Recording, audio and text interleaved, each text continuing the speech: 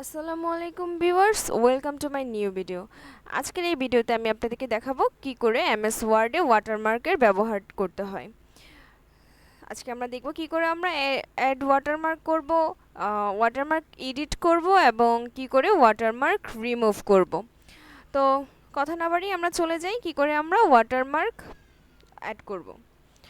তো প্রথমেই আমরা এমএস ওয়ার্ড ওপেন করার পর আমাদের যেই ফাইলটিতে আমরা ওয়াটারমার্ক ইউজ করতে চাই সেটি ওপেন করে নিব।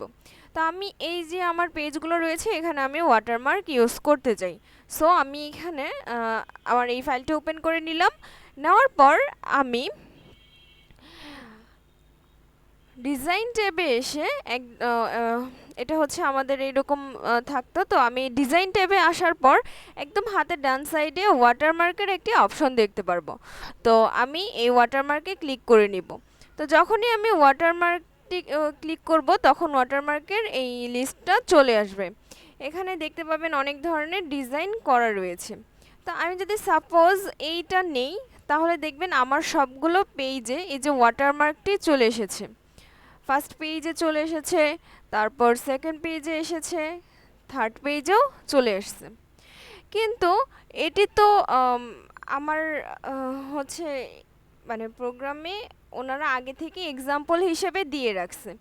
কিন্তু আমি যখন আমার নিজের পেজটিতে সাজাতে চাইবো তখন আমি নিশ্চয়ই আমার পছন্দ মতো ওয়াটারমার্ক ইউজ করব, আমার পছন্দ মতো ছবি, টেক্সট এগুলো ইউজ করব।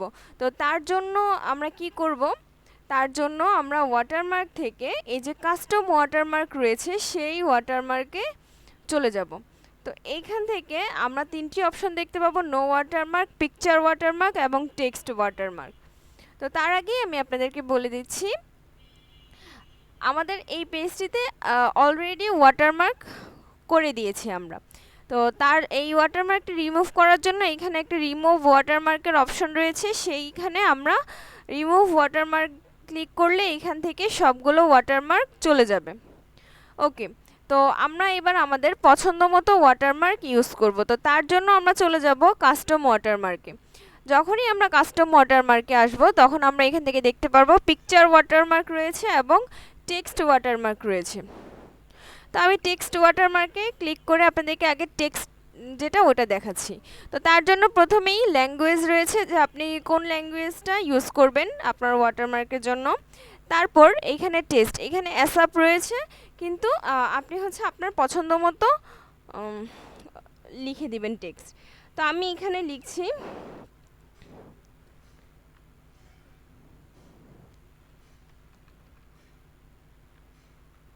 মাই ফাইল। আমি সাপোজ একটি টেক্সট দিয়ে দিলাম মাই ফাইল। তারপর হচ্ছে এখান থেকে আমি ফন্ট সিলেক্ট করে দিতে পারবো। এখান থেকে আমি আমার পছন্দ মতো যে কোনো ফন্ট সিলেক্ট করে দিব। ওকে, তো তারপর হচ্ছে সাইজ, এখানে সাইজ অটো নিয়ে নেবে। আর আপনি চাইলে এখান থেকে কালারটাও চুজ করে দিতে পারেন যে আপনি আপনার পেজে কোন কালারের ওয়াটারমার্ক ইউজ করবেন। তারপর রয়েছে লেআউট, এখানে রয়েছে ডায়াগোনাল এবং হরিজন্টাল। তো তারপর এইটা আপনি যখন আচ্ছা আপনি কি এখানে সেমি ট্রান্সপারেন্ট রাখতে চাচ্ছেন নাকি রাখতে চাচ্ছেন না সেটাও আপনি এখান থেকে দিয়ে দিতে পারবেন। ওকে, তারপর আমি এখান থেকে অ্যাপ্লাই ক্লিক করলাম। তো যখনই আমি অ্যাপ্লাই ক্লিক করলাম আপনারা দেখেন, আপনারা হচ্ছে এটি দেখতে পাচ্ছেন, এই যে মাই ফাইল। প্রত্যেকটা পেজে আমার এই ওয়াটারমার্কটি চলে এসেছে মাই ফাইল। ওকে, এটা তো গেল হচ্ছে টেক্সট ওয়াটারমার্ক। এবার আমি চাইলে এখানে পিকচার ওয়াটারমার্কও ইউজ করতে পারবো। তো আমি এখান থেকে পিকচার ওয়াটারমার্ক ক্লিক করে নিলাম। তারপর আমি এখান থেকে সিলেক্ট পিকচারে চলে আসলাম। তারপর আমি চাইলে এইখান থেকে ফ্রম এ ফাইল আমি আমার ফাইল থেকে নিতে পারবো, বা বিং ইমেজ সার্চ আমি এখান থেকে অনলাইনের যে পিকচার রয়েছে সেখান থেকে নিতে পারবো, বা আমি আমার ড্রাইভ থেকেও নিতে পারবো। তো আমি সাপোজ এখান থেকেই নিলাম, যেহেতু আমার হচ্ছে ফাইলে আপাতত কোনো পিকচার নেই। আমি এখান থেকেই একটি পিকচার নিয়ে নিয়েছি।